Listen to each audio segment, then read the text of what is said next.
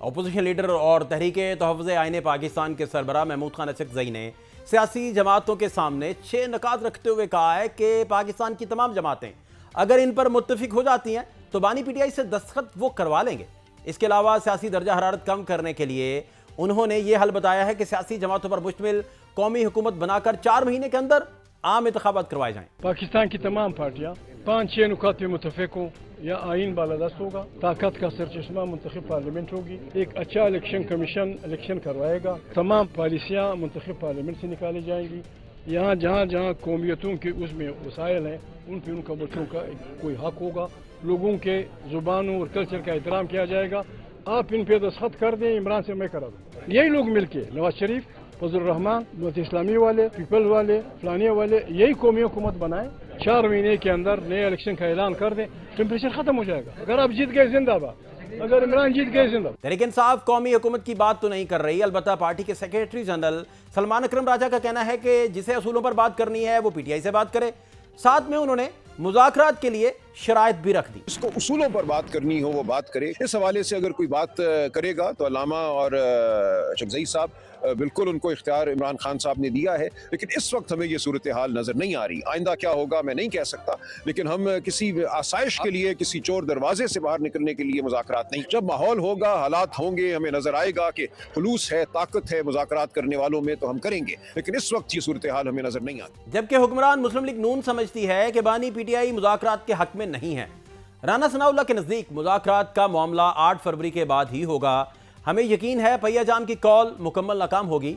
उन्हें पार्लियामेंट में आकर भरपूर किरदार अदा करना चाहिए। या नवाज शरीफ साहब का महमूद खान अचकज़ई साहब के साथ बहुत ही इज्जत और एहतराम का रिश्ता है। यकीनन स्पीकर एजाज सादिक साहब का क्योंकि तल्लक जो है वो PMLN से है, तो उन्होंने यकीनन अपनी लीडरशिप से इस बारे में जरूर मशवरा किया होगा। मामला ये है कि इमरान खान साहब जो है वो डायलॉग के हक में नहीं है। ये लोग जब हमसे मिलते हैं तो ये भी यही कहते हैं कि वो तैयार नहीं है, हमें मौका मिले तो हम उसको इस पे आमादा कर देंगे। लेकिन अब आमादगी वाला मामला जो है ये तो 8 फरवरी के बाद ही होगा। 8 फरवरी तक तो अब वो बहुत आगे जा चुके हैं। जिस किस्म की तैयारियों में लगे हुए हैं और जिस किस्म की वो तकारीर कर रहे हैं और उम्मीदें लगाए बैठे हैं, तो उससे लगता है कि वो 8 फरवरी की काम जो है उसको वापस नहीं लेंगे। लेकिन हमें भी पूरा यकीन है कि बिल्कुल ये नाकाम होंगे। उसके बाद जो है वो इस बात को समझने की कोशिश करे और पार्लियामेंट में आए, वहाँ पे अपना भरपूर किरदार अदा करे। स्पीकर एजाज सादिक भी पार्लियामान को वक़्त देने की बात कर रहे हैं कि अपोजिशन अवाम की बेहतरी के लिए ऐवान में आए। तमाम मसाइल के हल की जगह पार्लियामेंट है। जो एहतजाज है, एहतजाज ज़रूर करें। अगर पुरअमन एहतजाज करते हैं, चीज़ों को आग नहीं लगाते, लोगों की जानों का ज़िया नहीं होता, तो फिर कर ले तो कोई किसी को एतराज़ नहीं हो। मशवरा दे सकते हैं कि पार्लियामेंट में आए, पार्लियामेंट में आके काम करें। ये भी मैं बड़ा क्लियर कर दूं, कोई भी एंटी पाकिस्तान गुफ्तगू करेगा नेशनल असेंबली ऑफ पाकिस्तान में मैं नहीं करने दूंगा। कोई भी जुडिशरी के हमारे जजेस के कैरेक्टर के ऊपर बात करेगा मैं नहीं इजाज़त दूंगा। कोई भी अफवाज पाकिस्तान के खिलाफ बात करेगा मैं नहीं करने दूंगा, बिकॉज ये चीज़ें कॉन्स्टिट्यूशन में है, ये मेरी जिम्मेदारी है। उसके अलावा बात करेंगे, गवर्नमेंट को अकाउंटेबल ठहराएं, कमेटियों में आए, अपना काम करें जो काम करने की जरूरत है। लेकिन अपोजिशन 8 फरवरी की हड़ताल और पहिया जाम करवाने पर बाजिद है और इस सिलसिले में तहरीके तहफ़्फ़ुज़ आईन पाकिस्तान की क़यादत इन दिनों सिंध के दौरे पर है, जबकि असद कैसर को उम्मीद है कि कराची के अवाम इसमें भरपूर हिस्सा भी लेंगे। कराची अवाम ने साबित कर दिया है कि वो इमरान खान 8 फरवरी को इंशाअल्लाह ताला हम एक बहुत बड़ा प्रोटेस्ट करेंगे जिसमें पहिया जाम और शटर डाउन होगा। तहरीक इंसाफ और तहरीके तहफ़्फ़ुज़ आईन पाकिस्तान बैक वक्त 2 कश्तियों में सवार नजर आती है। एक तरफ मुज़ाकरात और 6 नुकात पर इत्तेफाक की बात कर रहे हैं, दूसरी तरफ पहिया जाम और शटर डाउन करने की और स्ट्रीट मूवमेंट चलाने की बात हो रही है। इसके अलावा महमूद खान अचकज़ई की बतौर अपोजिशन लीडर तकररी भी और इस नोटिफिकेशन पर भी सवालात उठ रहे हैं। हालांकि बैरिस्टर गोहर इसे हुकूमत की तरफ से एतमाद साजी का पहला कदम करार दे रहे हैं, जबकि तहरीक इंसाफ के बानी रुकन अकबर एस बाबर ने भी इस तैनाती को वफाकी आईनी अदालत में चैलेंज करने का ऐलान कर दिया है कि सजा याफ्ता शख्स जेल से कौमी सियासत के अहम तरीन फैसले नहीं कर सकता और इसके अलावा वो इसे मुफाहमत के नाम पर मुकमुका की सियासत का नाम भी दे रहे हैं। गुज़श्ता रोज अडयाला जेल में पिम्स की 3 रुकनी टीम ने बानी पीटीआई का 1 घंटे तक तिब्बी मुआयना किया और आंखों और दांतों के लिए अद्वियात भी तजवीज़ की गई। इसी हवाले से बात करने के लिए वज़ीर मुमलिकत हमारे साथ मौजूद हैं बिलाल अज़हर कियानी साहब, मुस्लिम लीग नून के सीनियर रहनुमा भी हैं और बड़ी नपी तुली गुफ्तगू हमेशा फरमाते हैं। सर बहुत शुक्रिया बिलाल भाई वक्त देने के लिए।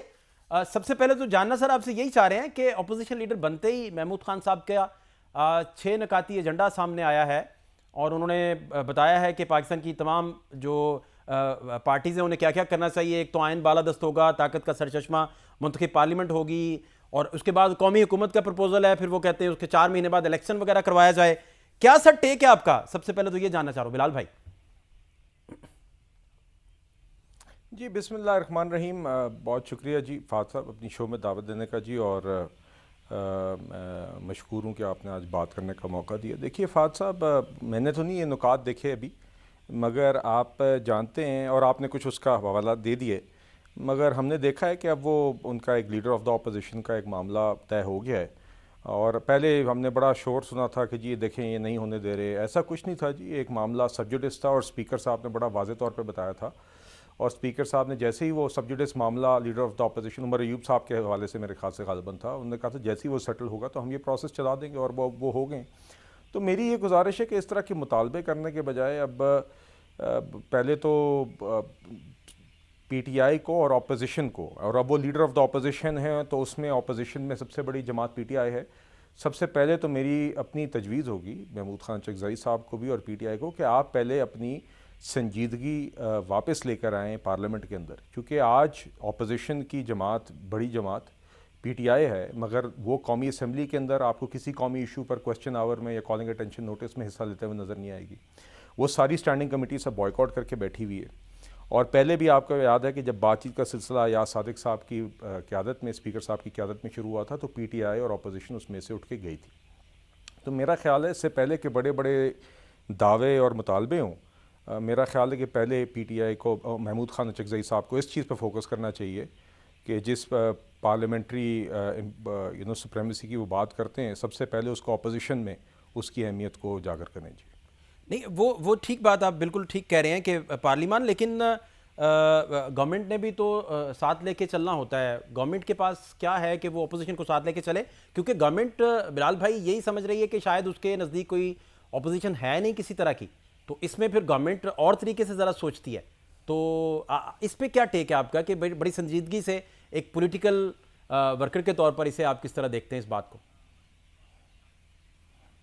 नहीं फात साहब, देखिए मैं इस हवाले से ये कहूँगा कि ये हुकूमत तो कभी बातचीत की मेज़ से उठी ही नहीं, उठ के गई तो हमेशा पीटीआई गई ना जी। तो अगर किसी की तरफ से फुकदान रहा है इस हवाले से संजीदगी का, तो वो तो अपोजिशन रही है। और मैं उम्मीद करता हूँ कि महमूद खान चकज़ई साहब इस चीज़ को ब्रिज करवाएंगे अपोजिशन में।